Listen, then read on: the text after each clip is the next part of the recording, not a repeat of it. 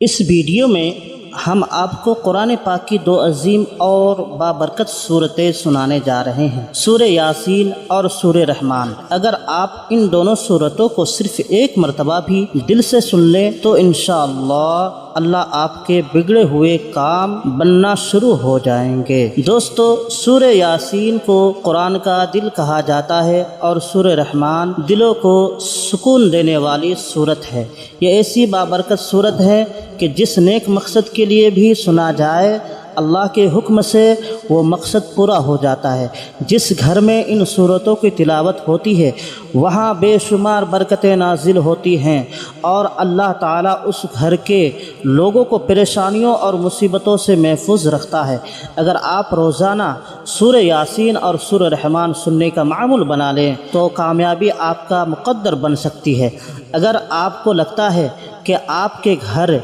या कारोबार पर किसी का नज़र है, रिज़्क़ में तंगी है, तो अपने घर या दुकान में इन सूरतों को चलाएं। इंशाअल्लाह बुरी नज़र, जादू और दिगर मनफी असरात ख़त्म हो जाएंगे और रिज़्क़ में बेपनाह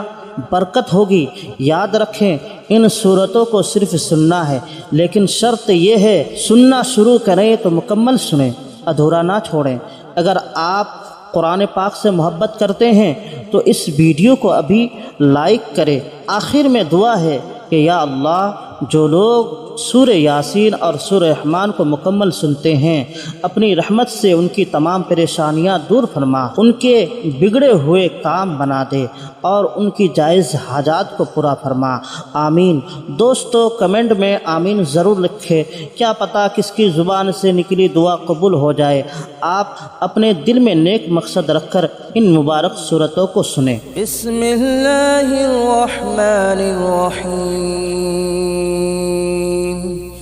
यासीन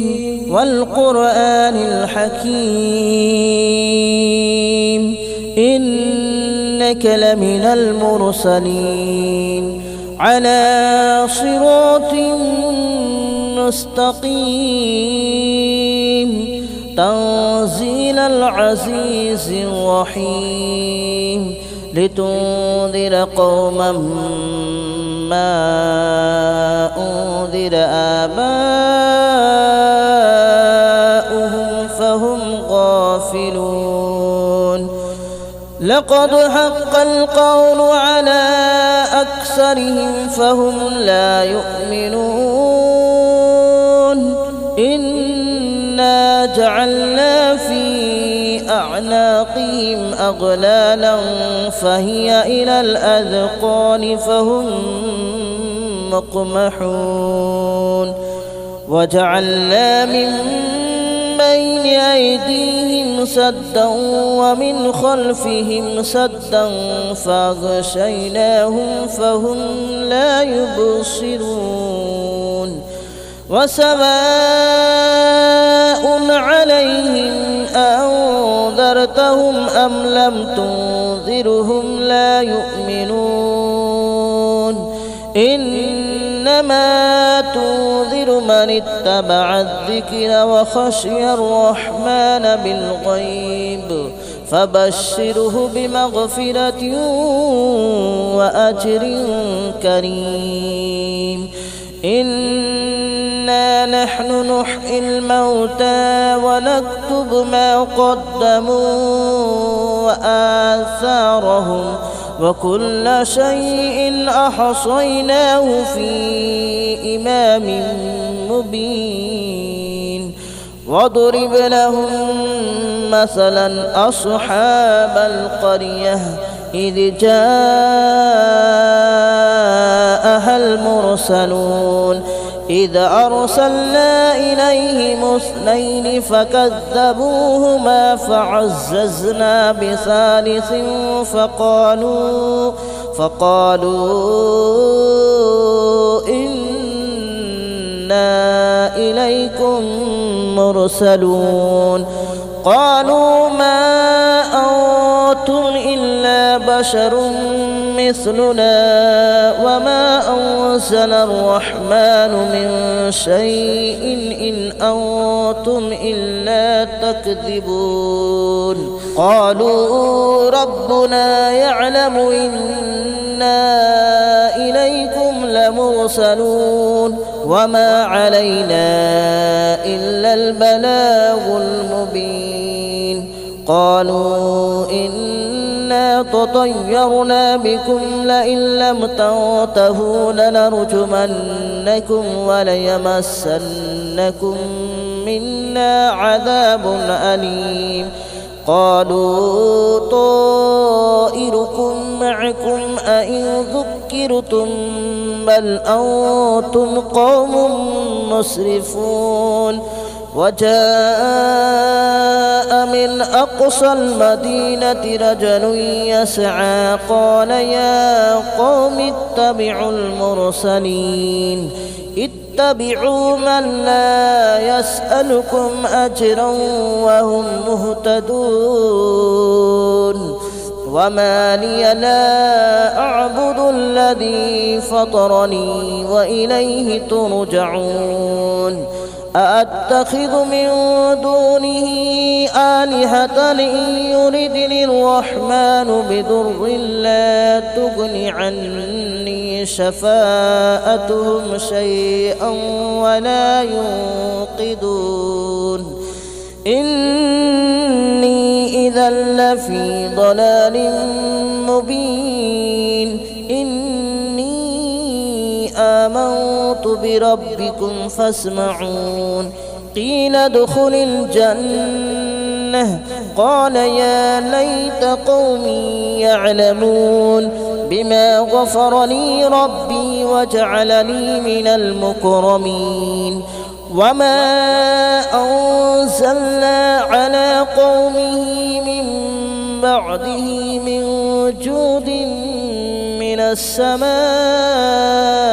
وما كنا منزلين إن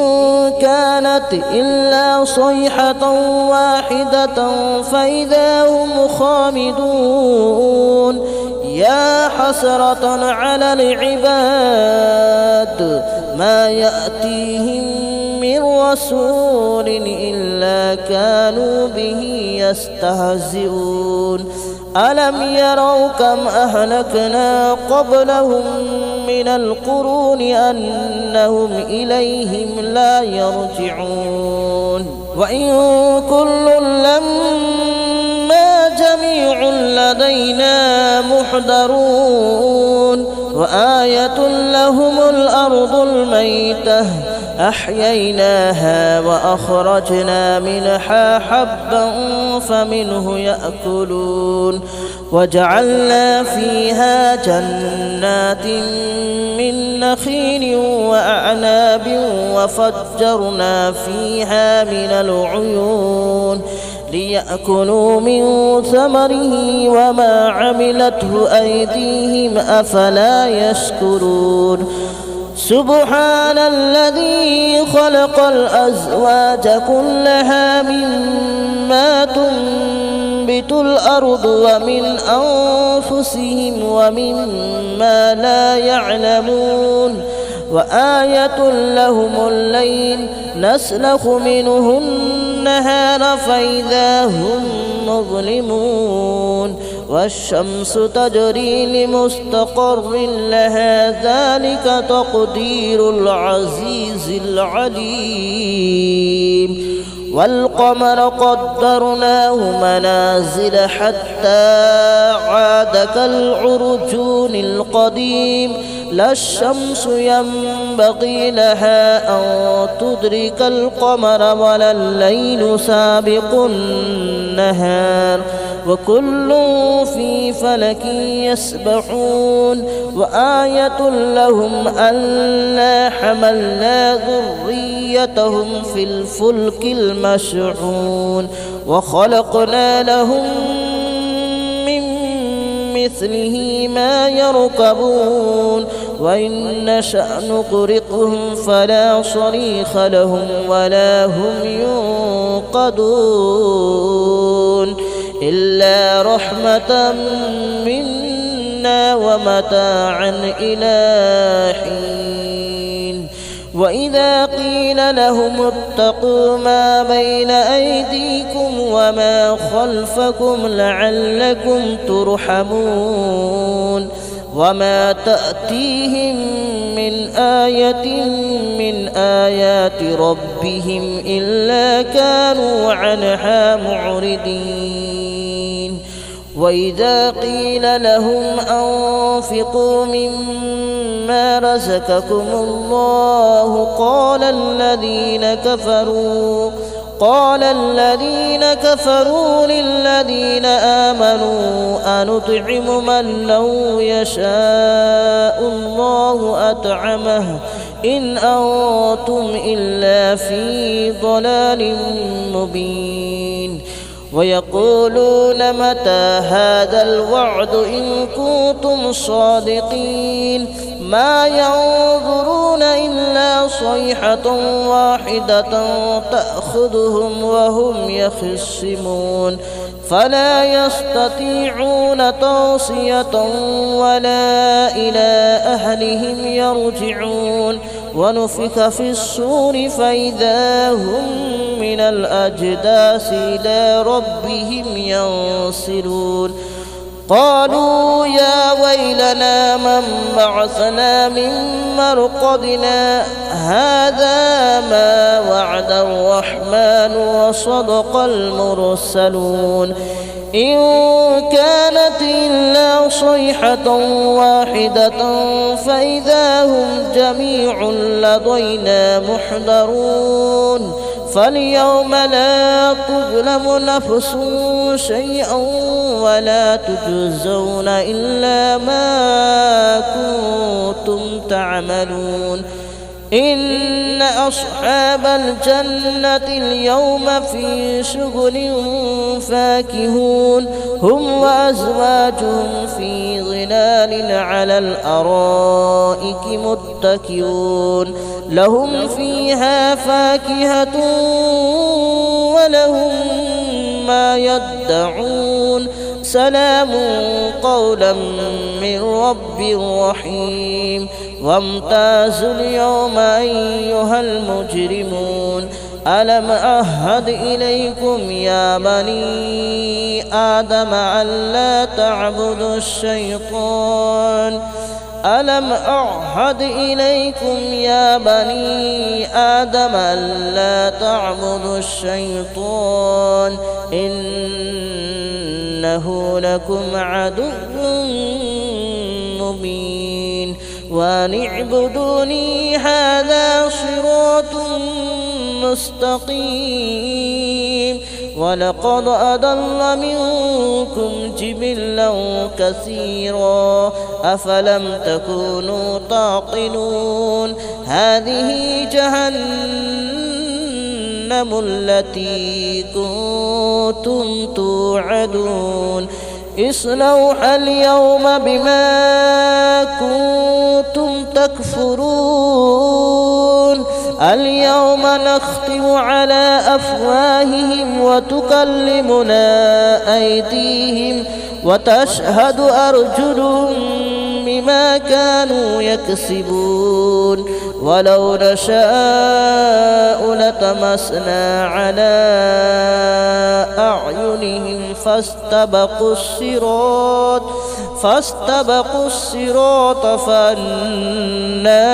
يبصرون ولو نشاء لمسخناهم على مكانتهم فما استطاعوا مضيا ولا يرجعون ومن نعمره ننكسه في الخلق أفلا يعقلون وما علمناه الشعر وما ينبغي له إن هو إلا ذكر وقرآن مبين لينذر من كان حيا ويحق القول على الكافرين أولم يروا أنا خلقنا لهم مما عملت أيدينا أنعاما فهم لها مالكون وذللناها لهم فمنها ركوبهم ومنها يأكلون ولهم فيها منافع ومشارب أفلا يشكرون واتخذوا من دون الله آلهة لعلهم ينصرون لا يستطيعون نصرهم وهم لهم جند محضرون فلا يحزنك قولهم إنا نعلم ما يسرون وما يعلنون أولم ير الإنسان أنا خلقناه من نطفة فإذا هو خصيم مبين وضرب لنا مثلا ونسي خلقه قال من يحيي العظام وهي رميم قل يحييها الذي أنشأها أول مرة وهو بكل خلق عليم الذي جعل لكم من الشجر الأخضر نارا فإذا أنتم منه توقدون أوليس الذي خلق السماوات والأرض بقادر على أن يخلق مثلهم بلى وهو الخلاق العليم إنما أمره إذا أراد شيئا أن يقول له كن فيكون فسبحان الذي بيده ملكوت كل شيء وإليه ترجعون بسم الله الرحمن الرحيم الرحمن علم القرآن خلق الإنسان علمه البيان الشمس والقمر بحسبان والنجم والشجر يسجدان والسماء رفعها ووضع الميزان ألا تطغوا في الميزان وأقيموا الوزن بالقسط ولا تخسروا الميزان والأرض وضعها للأنام فيها فاكهة والنخل ذات الأكمام والحب ذو العصف والريحان فبأي آلاء ربكما تكذبان خلق الإنسان من صلصال كالفخار وخلق الجان من مارج من نار فبأي آلاء ربكما تكذبان رب المشرقين ورب المغربين فبأي آلاء ربكما تكذبان مرج البحرين يلتقيان بينهما برزخ لا يبغيان فبأي آلاء ربكما تكذبان يخرج منهما اللؤلؤ والمرجان فبأي آلاء ربكما تكذبان وله الجوار المنشآت في البحر كالأعلام فبأي آلاء ربكما تكذبان كل من عليها فان ويبقى وجه ربك ذو الجلال والإكرام فبأي آلاء ربكما تكذبان يسأله من في السماوات والأرض كل يوم هو في شأن فبأي آلاء ربكما تكذبان سنفرغ لكم أيها الثقلان فبأي آلاء ربكما تكذبان يا معشر الجن والإنس إن استطعتم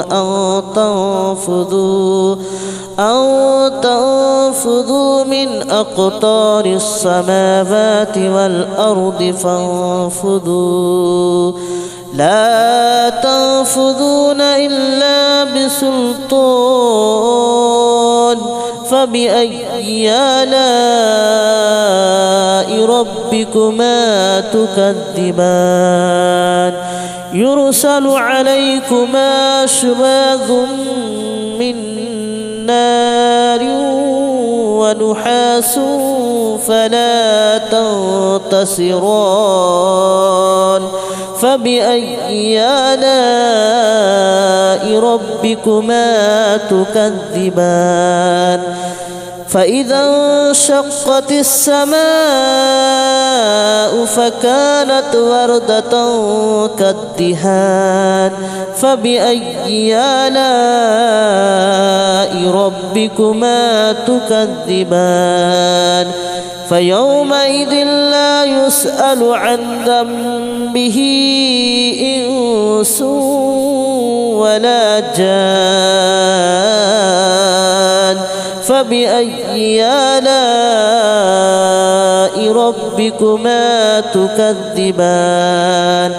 يعرف المجرمون بسيماهم فيؤخذ بالنواصي والأقدام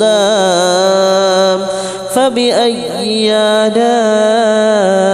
ربكما تكذبان هذه جهنم التي يكذب بها المجرمون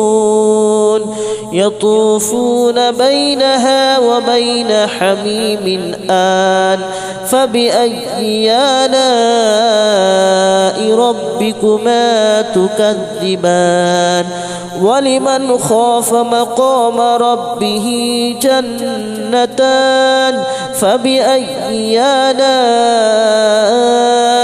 ربكما تكذبان ذواتا أفنان فبأي آلاء ربكما تكذبان فيهما عينان تجريان فبأي آلاء ربكما تكذبان فيهما من كل فاكهة زوجان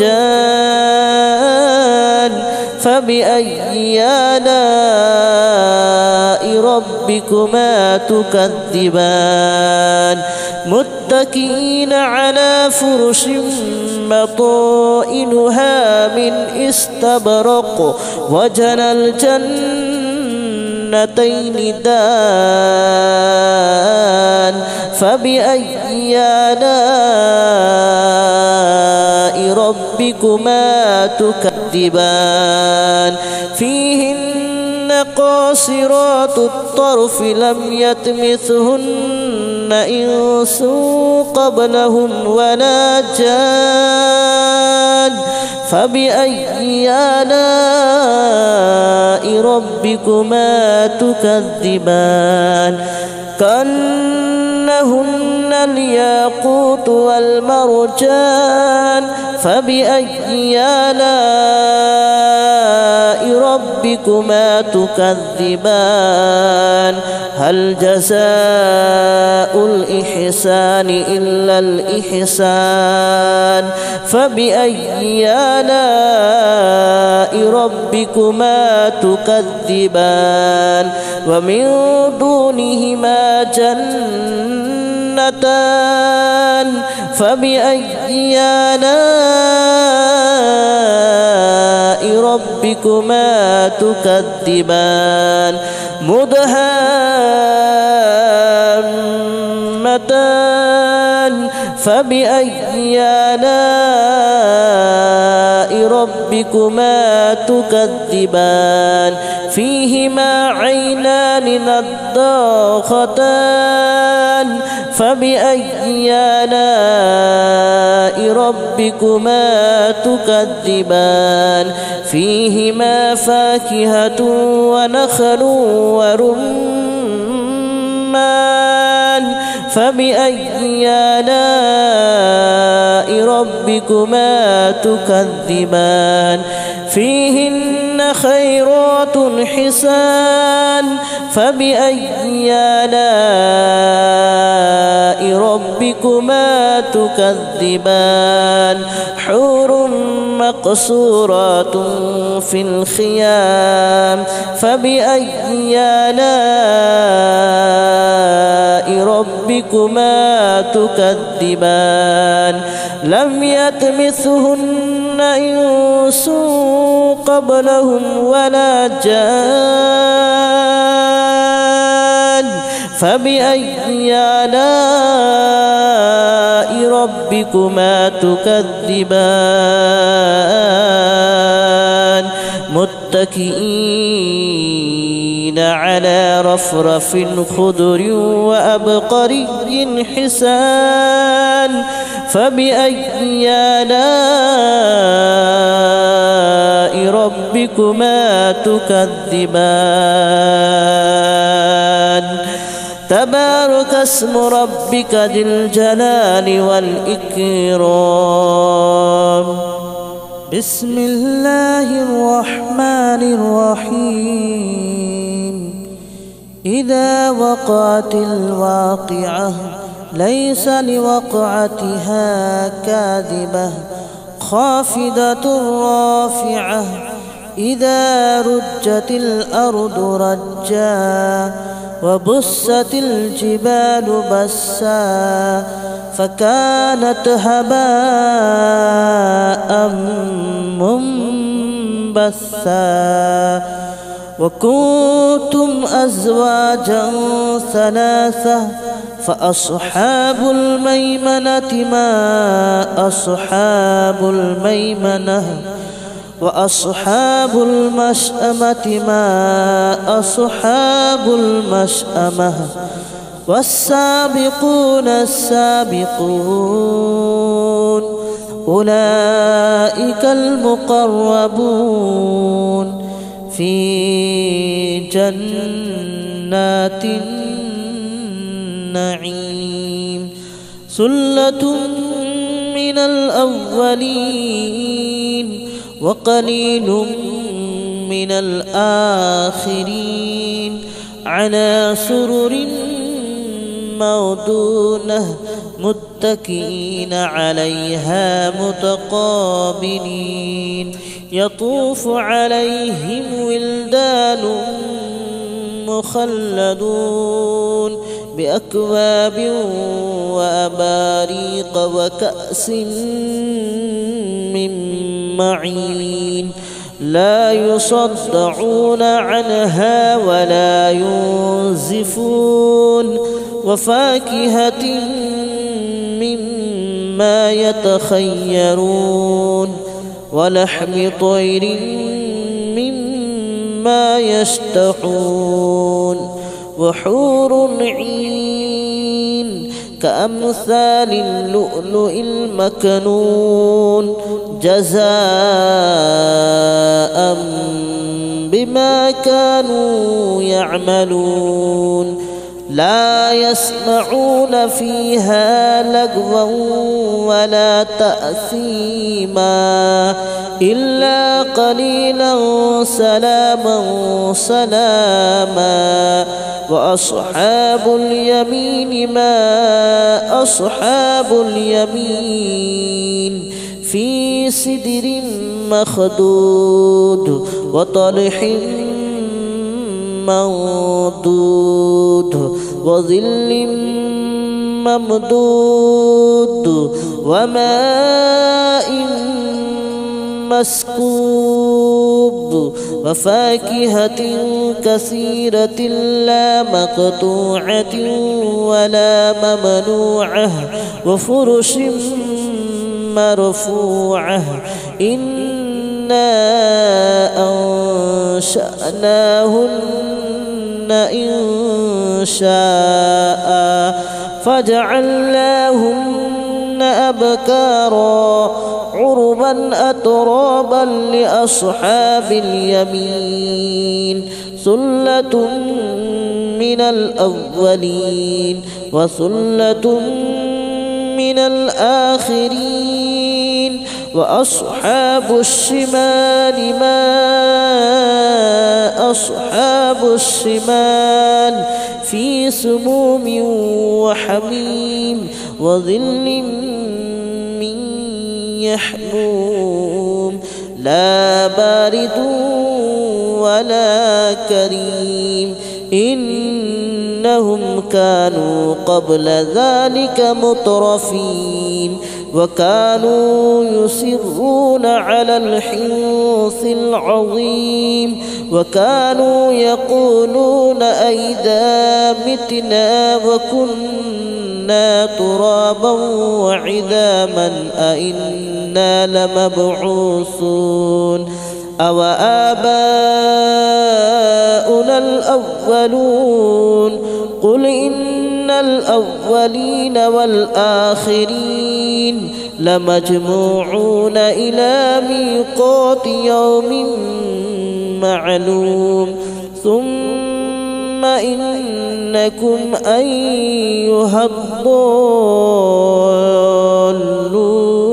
المكذبون لآكلون من شجر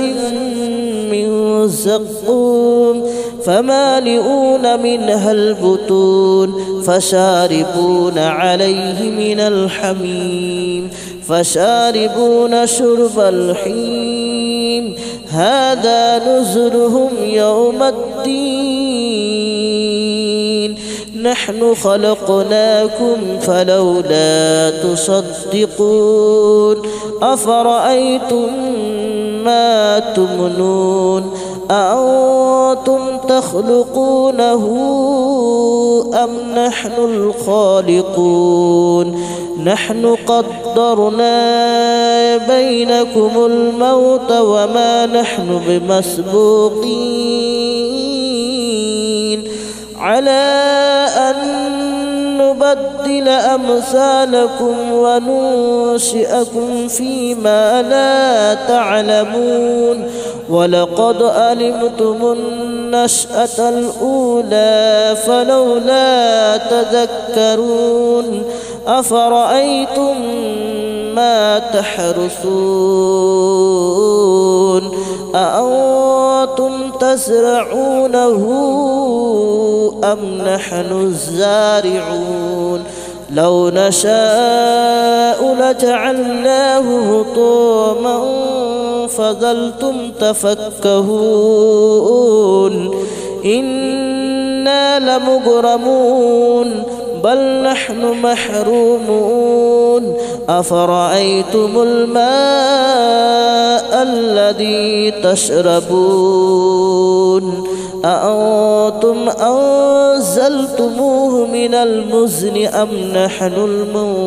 المنزلون لو نشاء جعلناه أجاجا فلولا تشكرون أفرأيتم النار التي تورون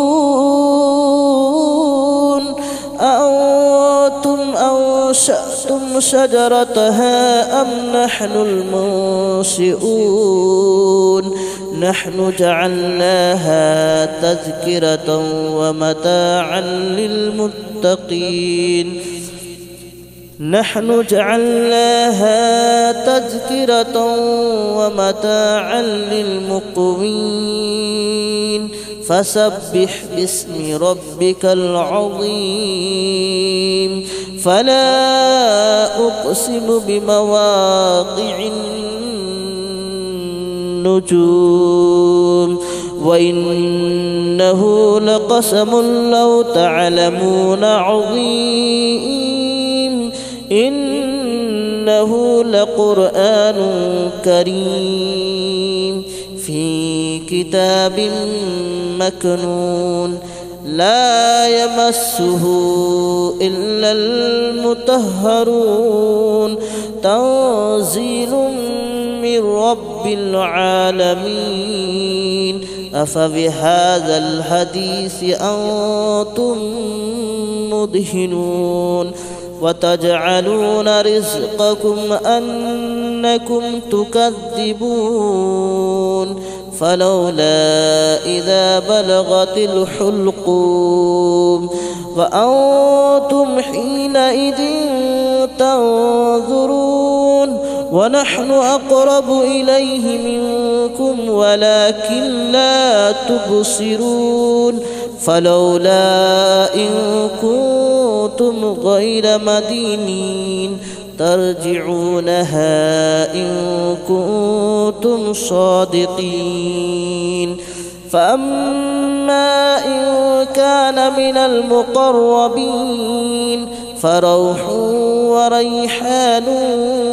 وجنة نعيم وأما إن كان من أصحاب اليمين فسلام لك من أصحاب اليمين وأما إن كان من المكذبين الضالين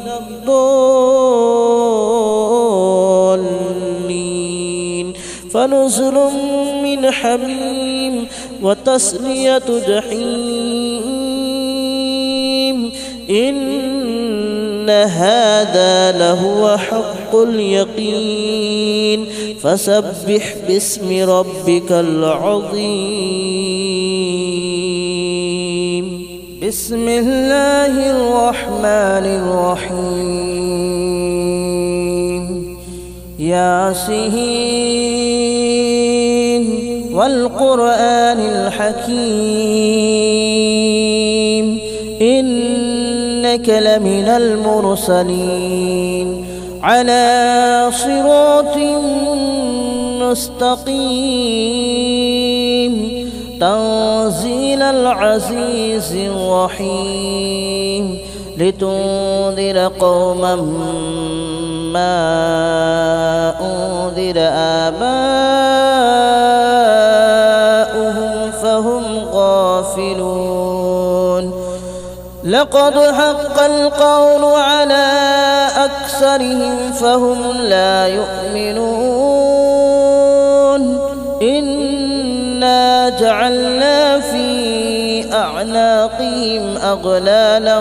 فهي إلى الأذقان فهم مقمحون وجعلنا من بين أيديهم سدا ومن خلفهم سدا فأغشيناهم فهم لا يبصرون وسواء عليهم أنذرتهم أم لم تنذرهم لا يؤمنون إنما تنذر من اتبع الذكر وخشي الرحمن بالغيب فبشره بمغفرة وأجر كريم إنا نحن نحيي الموتى ونكتب ما قدموا وآثارهم وكل شيء أحصيناه في إمام مبين واضرب لهم مثلا أصحاب القرية إذ جاءها المرسلون إذ أرسلنا إليهم اثنين فكذبوهما فعززنا بثالث فقالوا إنا إليكم مرسلون قالوا ما أنتم إلا بشر مثلنا وما أنزل الرحمن من شيء إن أنتم إلا تكذبون قالوا ربنا يعلم إنا إليكم لمرسلون وما علينا إلا البلاغ المبين قالوا إنا تطيرنا بكم لئن لم تنتهوا لنرجمنكم وليمسنكم منا عذاب أليم قالوا طائركم معكم أئن ذكرتم بل أنتم قوم مسرفون وجاء من أقصى المدينة رجل يسعى قال يا قوم اتبعوا المرسلين اتبعوا من لا يسألكم أجرا وهم مهتدون وما لي لا أعبد الذي فطرني وإليه ترجعون أأتخذ من دونه آلهة إن يردني الرحمن بضر لا تغن عني شفاءتهم شيئا ولا ينقذون إني إذا لفي ضلال مبين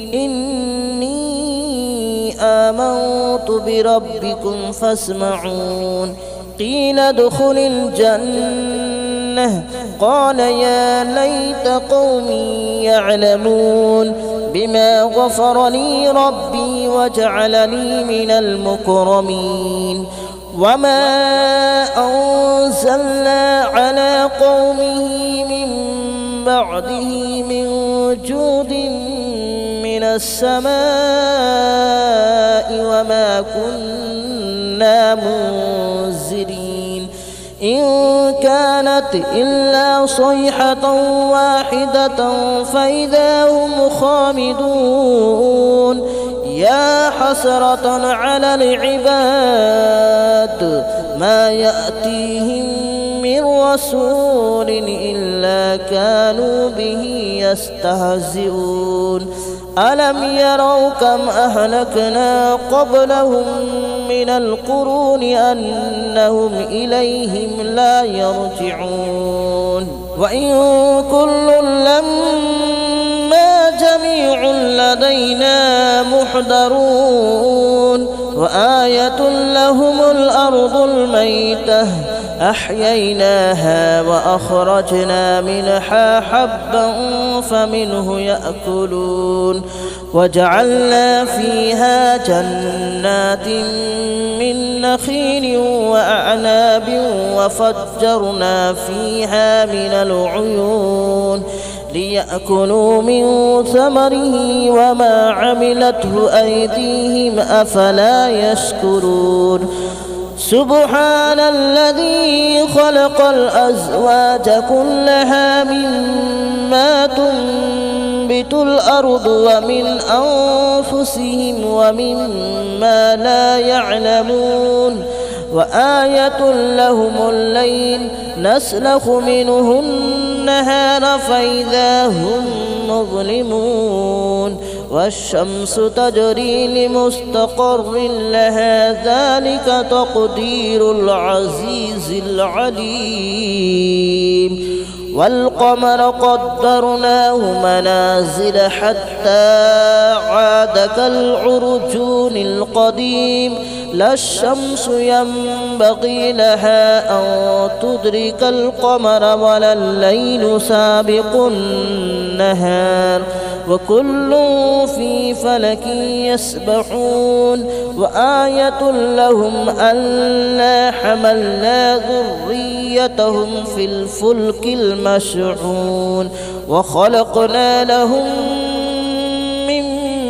مثله ما يركبون وإن نشأ نغرقهم فلا صريخ لهم ولا هم ينقذون إلا رحمة منا ومتاعا إلى حين وإذا قيل لهم اتقوا ما بين أيديكم وما خلفكم لعلكم ترحمون وما تأتيهم من آية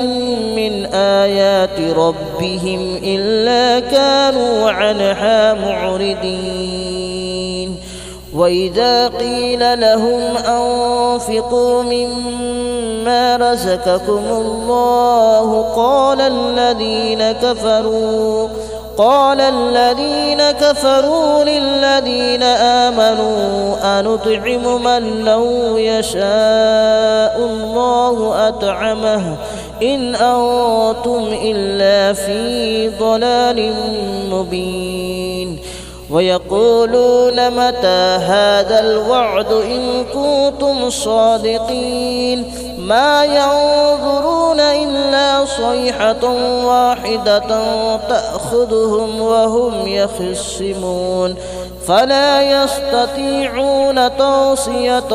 ولا إلى أهلهم يرجعون ونفخ في الصور فإذا هم من الأجداث إلى ربهم ينسلون قالوا يا ويلنا من بعثنا من مرقدنا هذا ما وعد الرحمن وصدق المرسلون إن كانت إلا صيحة واحدة فإذا هم جميع لدينا محضرون فاليوم لا تظلم نفس شيئا ولا تجزون إلا ما كنتم تعملون إن أصحاب الجنة اليوم في شغل فاكهون هم وأزواجهم في ظلال على الأرائك متكئون لهم فيها فاكهة ولهم ما يدعون سلام قولا من رب رحيم وامتازوا اليوم أيها المجرمون ألم أعهد إليكم يا بني آدم ألا تعبدوا الشيطان ألم أعهد إليكم يا بني آدم ألا تعبدوا الشيطان إنه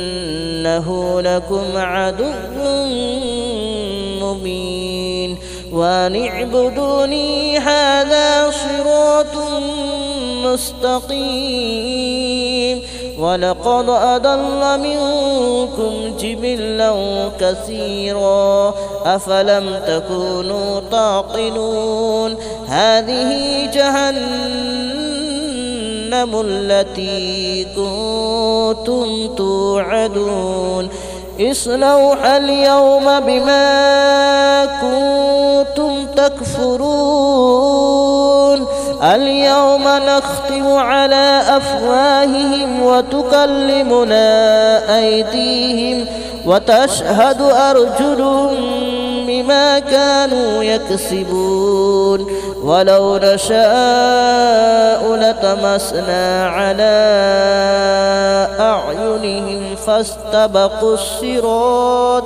فاستبقوا الصراط فأنى يبصرون ولو نشاء لمسخناهم على مكانتهم فما استطاعوا مضيا ولا يرجعون ومن نعمره ننكسه في الخلق أفلا يعقلون وما علمناه الشعر وما ينبغي له إن هو إلا ذكر وقرآن مبين لينذر من كان حيا ويحق القول على الكافرين أولم يروا أنا خلقنا لهم مما عملت أيدينا أنعاما فهم لها مالكون وذللناها لهم فمنها ركوبهم ومنها يأكلون ولهم فيها منافع ومشارب أفلا يشكرون واتخذوا من دون الله آلهة لعلهم ينصرون لا يستطيعون نصرهم وهم لهم جند محضرون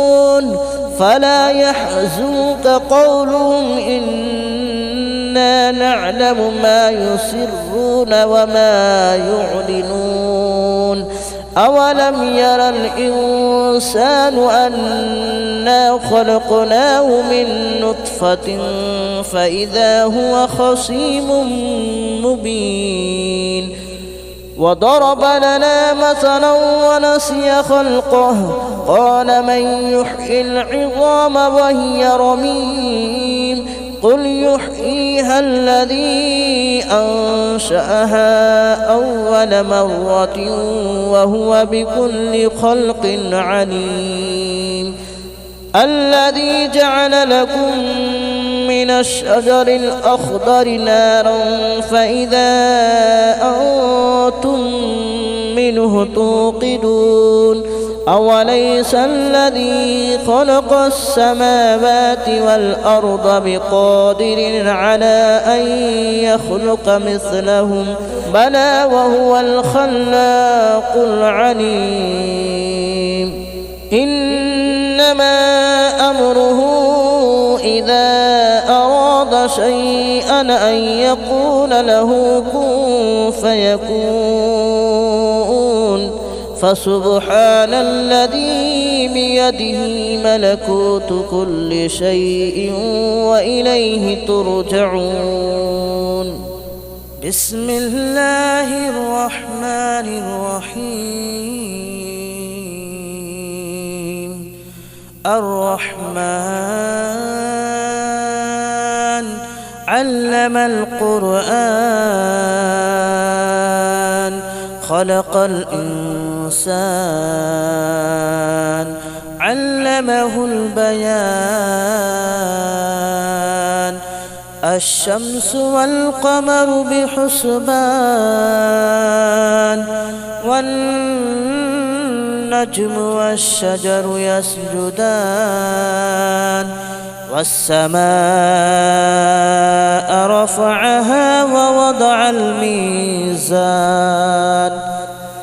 ألا تطغوا في الميزان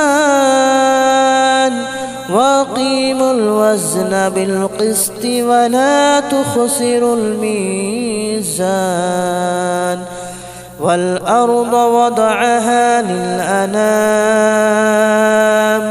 فيها فاكهة والنخل ذات الأكمام والحب ذو العصف والريحان فبأي آلاء ربكما تكذبان خلق الإنسان من صلصال كالفخار وخلق الجان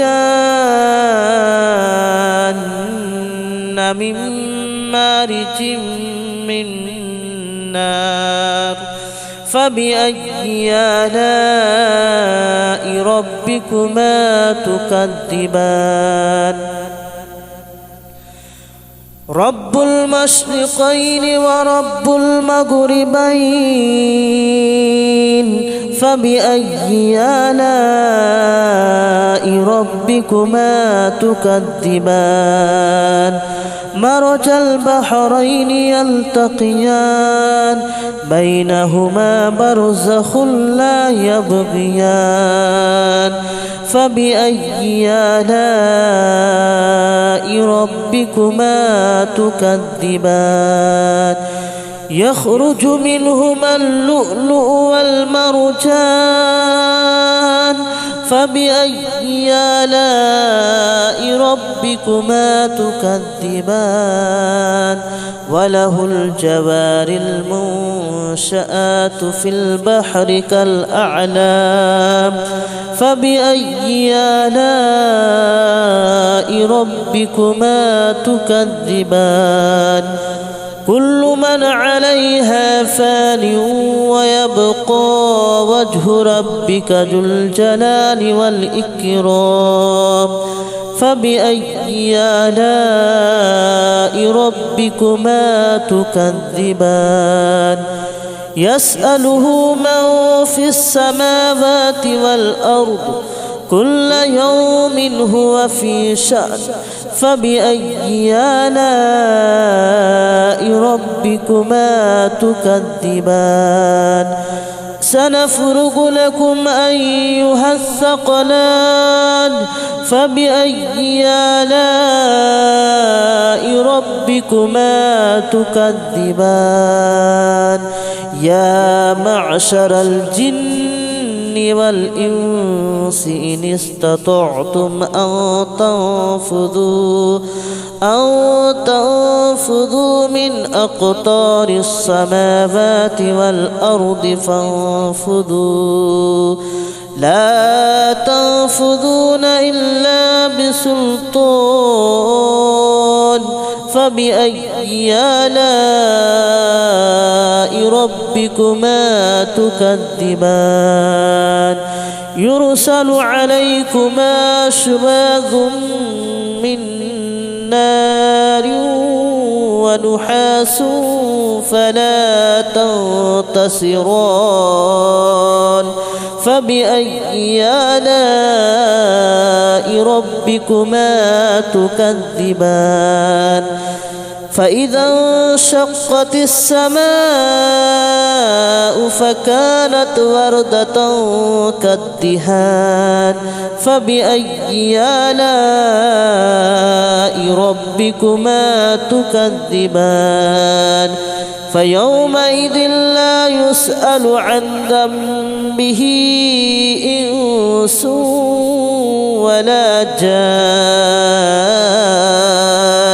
فبأي آلاء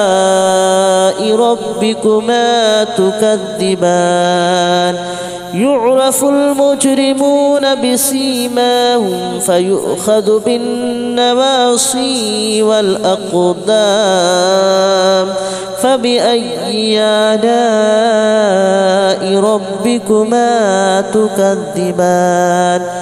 هذه جهنم التي يكذب بها المجرمون يطوفون بينها وبين حميم آن فبأي آلاء ربكما تكذبان ولمن خاف مقام ربه جنتان فبأي آلاء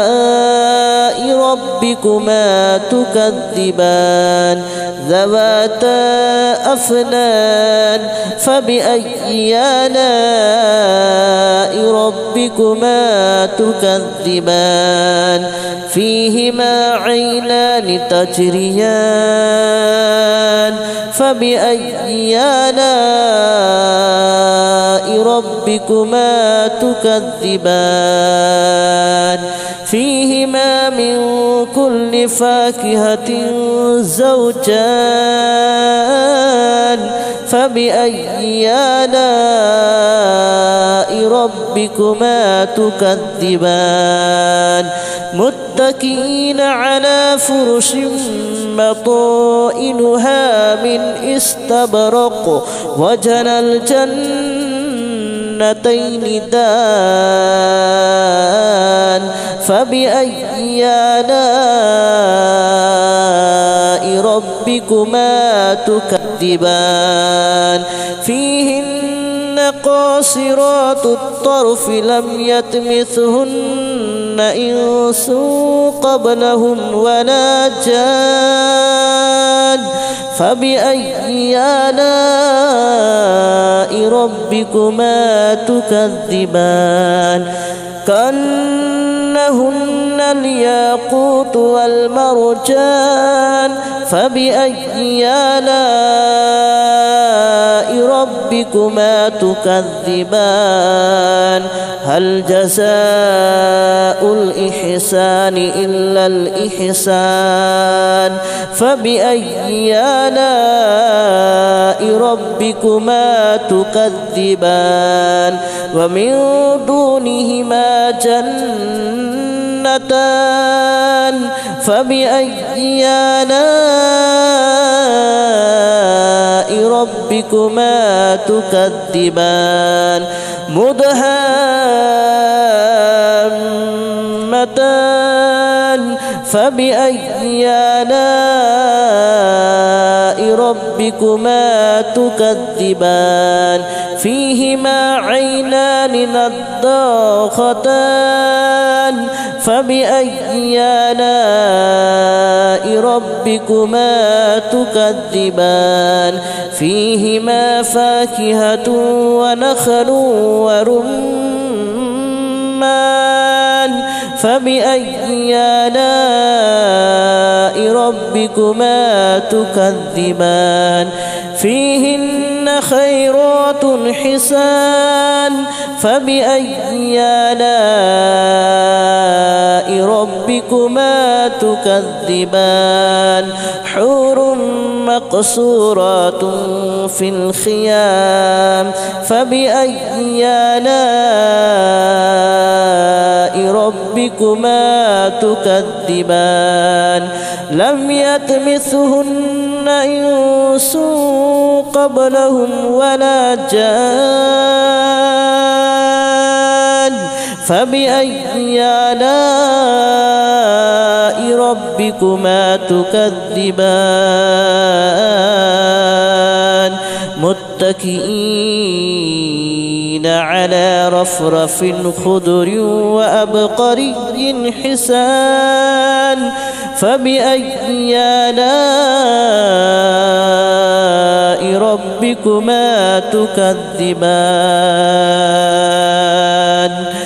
تبارك اسم ربك ذي الجلال والإكرام بسم الله الرحمن الرحيم إذا وقعت الواقعة ليس لوقعتها كاذبة خافضة رافعة إذا رجت الأرض رجا وبست الجبال بسا فكانت هباء منبثا وكنتم أزواجا ثلاثة فأصحاب الميمنة ما أصحاب الميمنة وأصحاب المشأمة ما أصحاب المشأمة والسابقون السابقون أولئك المقربون في جنات النعيم ثلة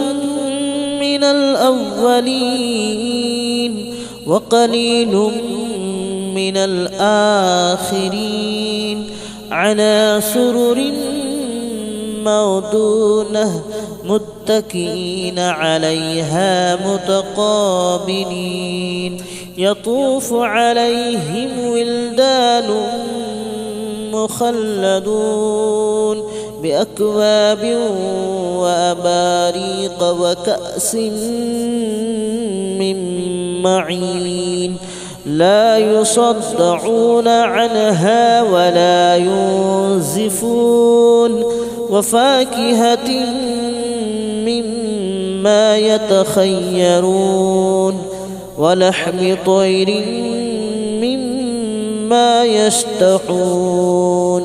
وحور عين كأمثال اللؤلؤ المكنون جزاء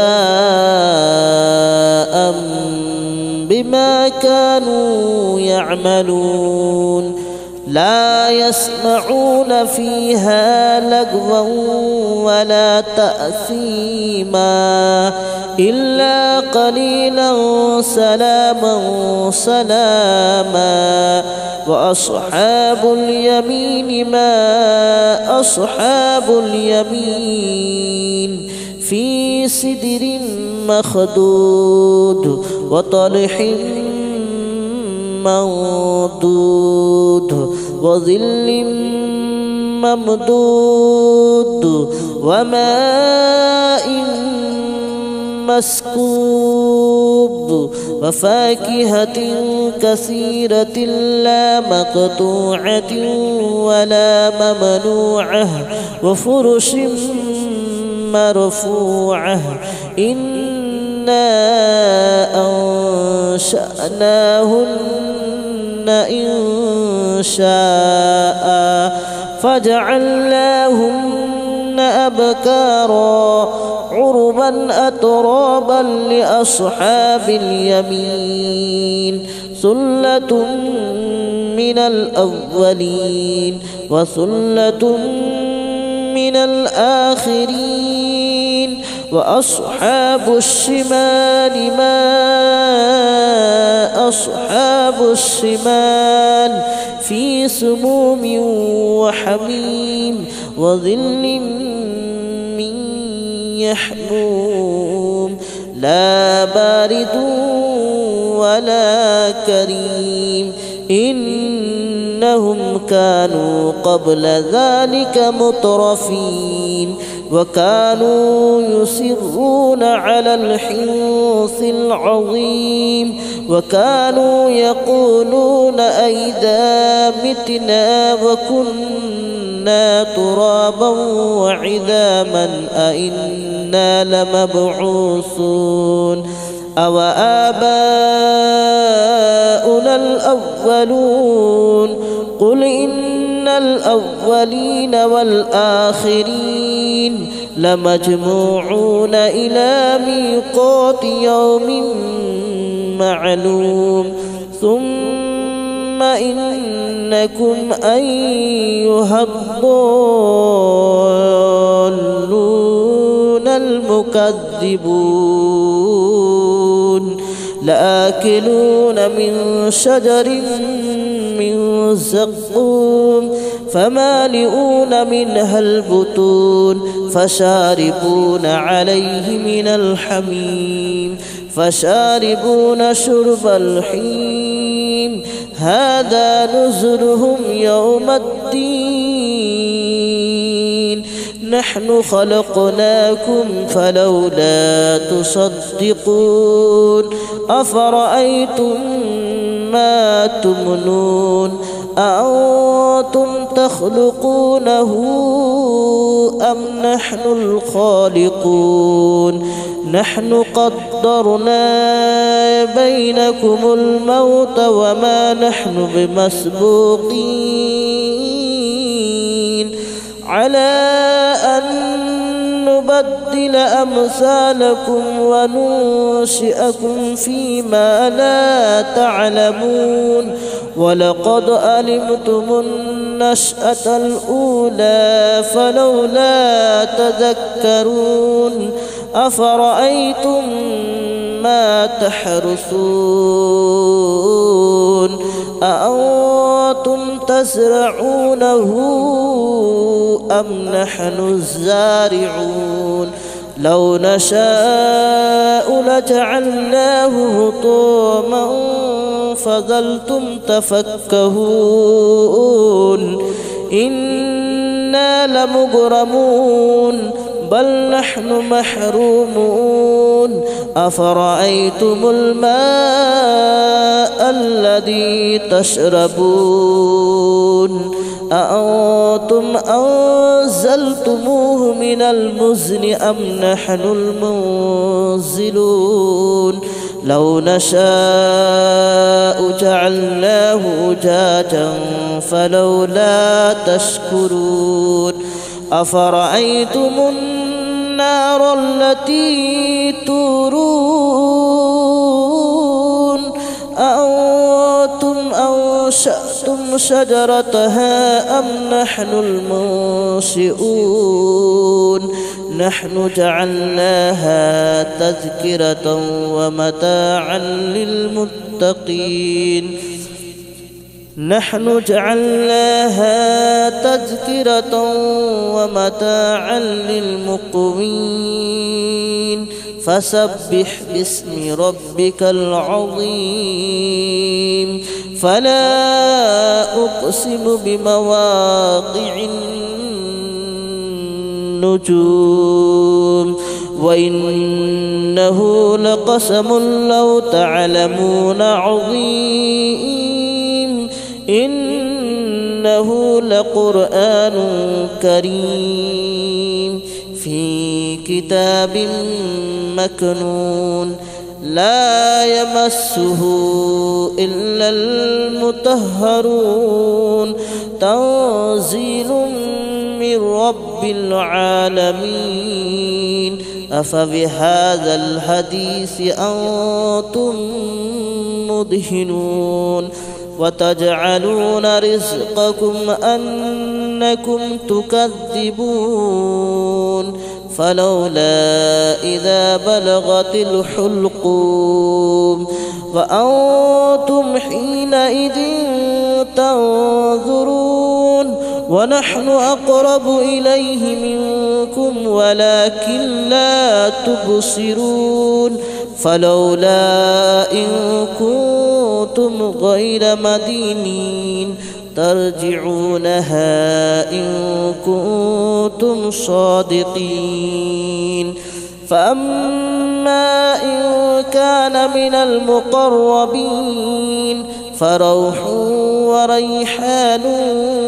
وجنة نعيم وأما إن كان من أصحاب اليمين فسلام لك من أصحاب اليمين وأما إن كان من المكذبين الضالين فنزل من حميم وتصلية جحيم إن هذا لهو حق اليقين فسبح باسم ربك العظيم بسم الله الرحمن الرحيم ياسين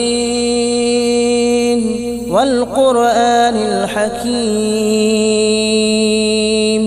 إنك لمن المرسلين على صراط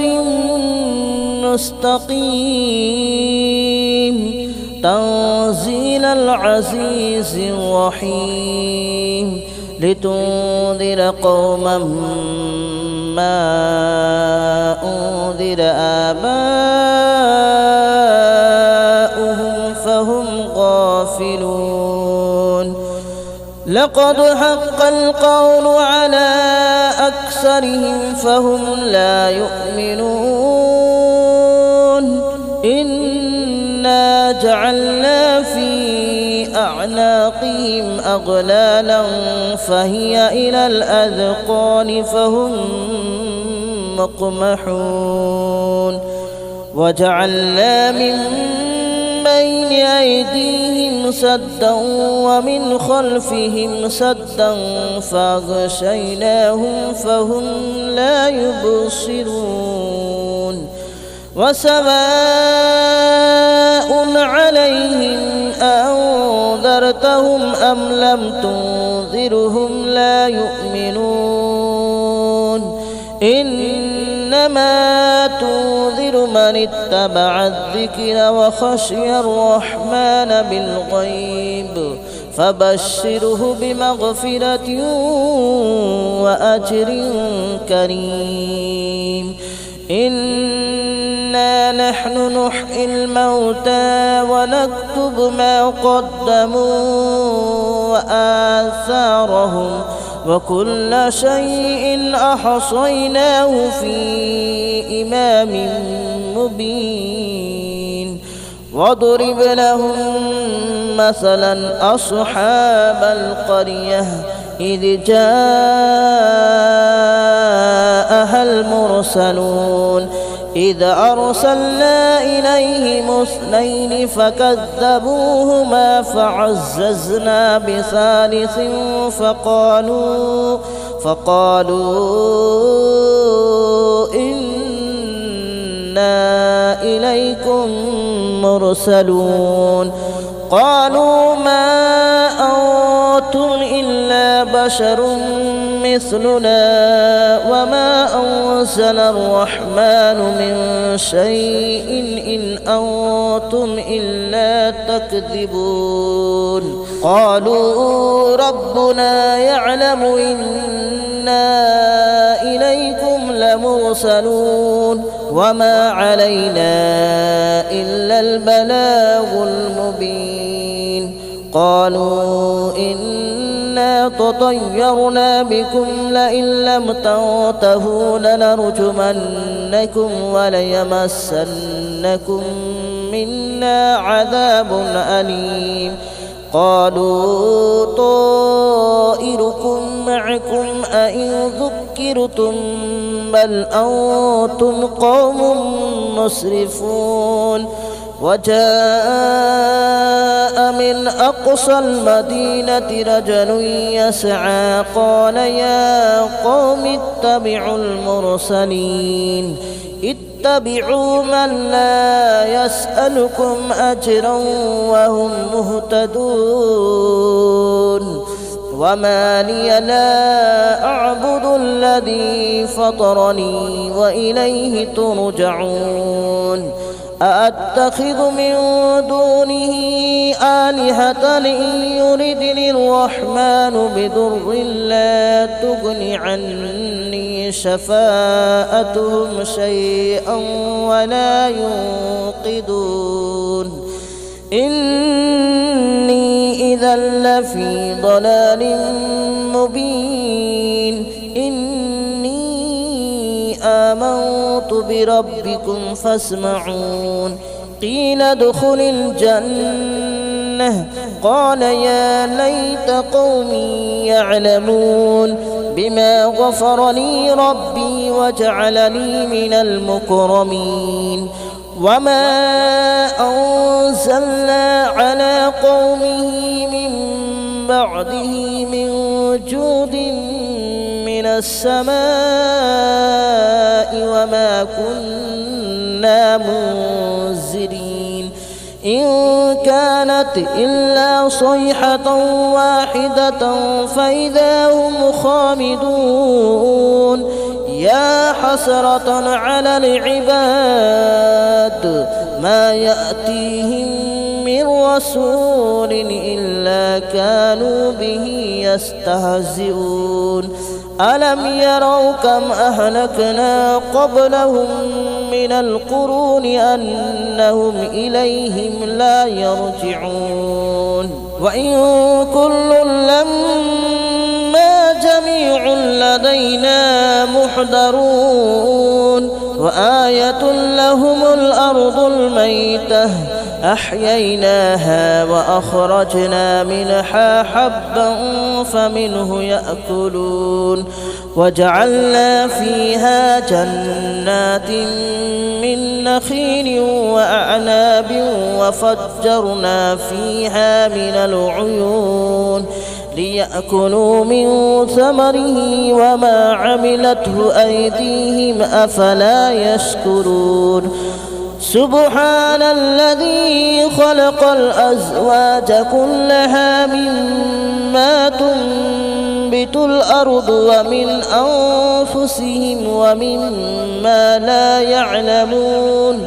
وآية لهم الليل نسلخ منه النهار فإذا هم مظلمون والشمس تجري لمستقر لها ذلك تقدير العزيز العليم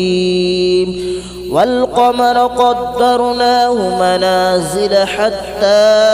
عاد كالعرجون القديم لا الشمس ينبغي لها أن تدرك القمر ولا الليل سابق النهار وكل في فلك يسبحون وآية لهم ألا حملنا ذريتهم في الفلك المشحون وخلقنا لهم من مثله ما يركبون وإن نشأ نغرقهم فلا صريخ لهم ولا هم ينقذون إلا رحمة منا ومتاعا إلى حين وإذا قيل لهم اتقوا ما بين أيديكم وما خلفكم لعلكم ترحمون وما تأتيهم من آية من آيات ربهم إلا كانوا عنها معرضين وإذا قيل لهم أنفقوا مما رزقكم الله قال الذين كفروا للذين آمنوا أنطعم من لو يشاء الله أطعمه إن أنتم إلا في ضلال مبين ويقولون متى هذا الوعد إن كنتم صادقين ما ينظرون إلا صيحة واحدة تأخذهم وهم يخصمون فلا يستطيعون توصية ولا إلى أهلهم يرجعون ونفخ في الصور فإذا هم من الأجداث إلى ربهم ينسلون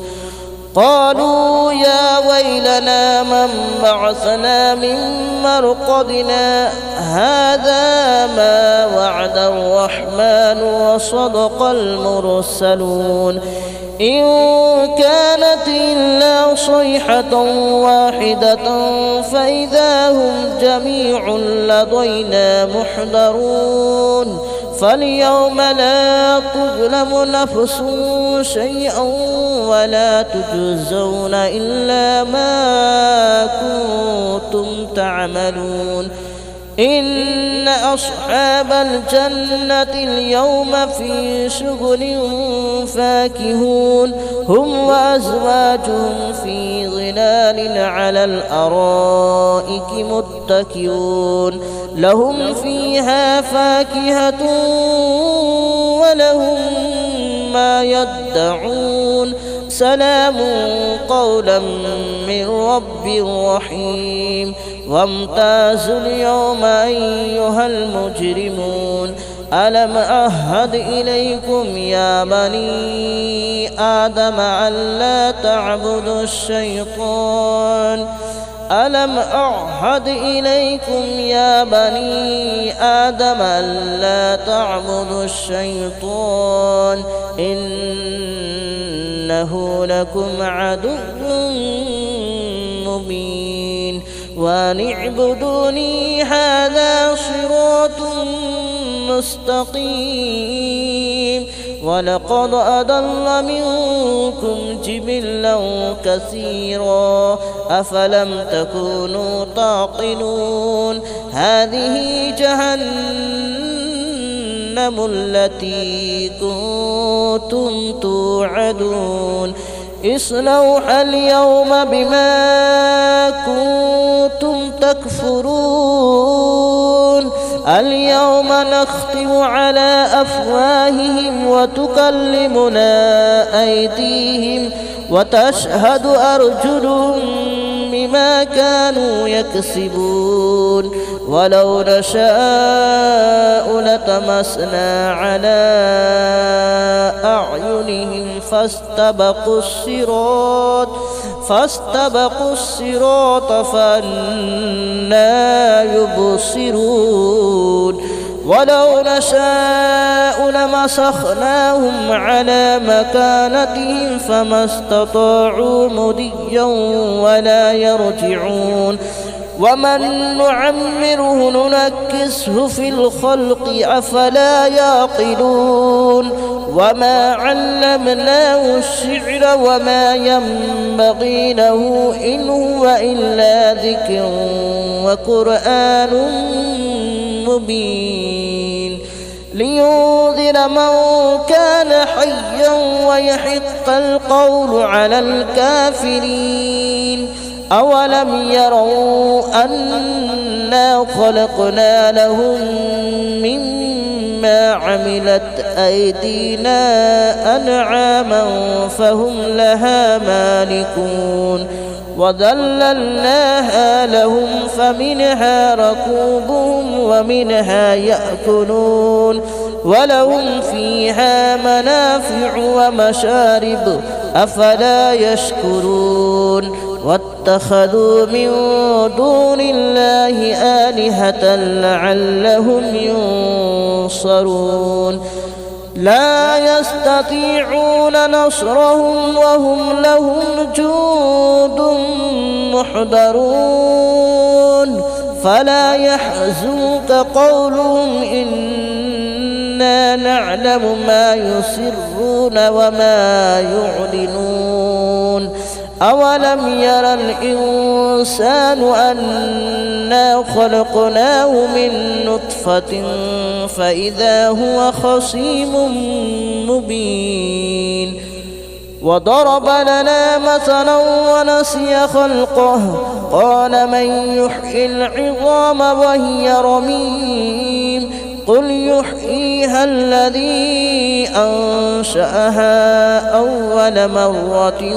وهو بكل خلق عليم الذي جعل لكم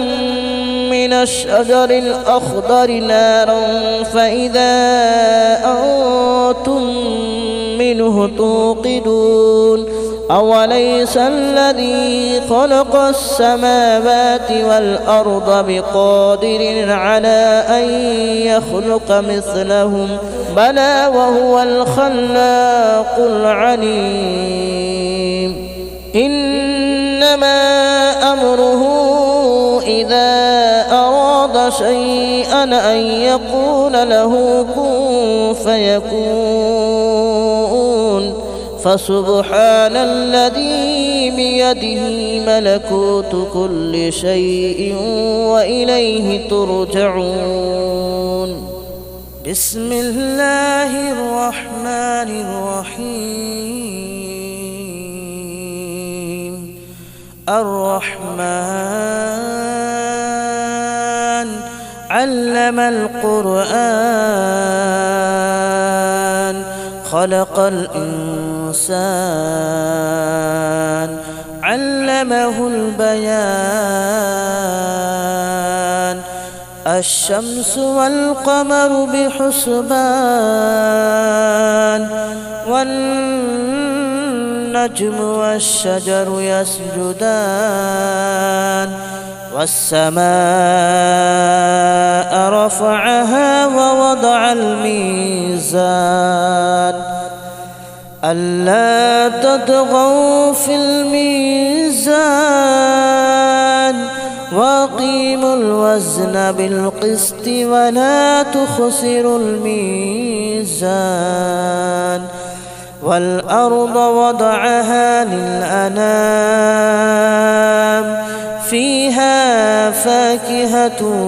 والنخل ذات الأكمام والحب ذو العصف والريحان فبأي آلاء ربكما تكذبان خلق الإنسان من صلصال كالفخار وخلق الجان من مارج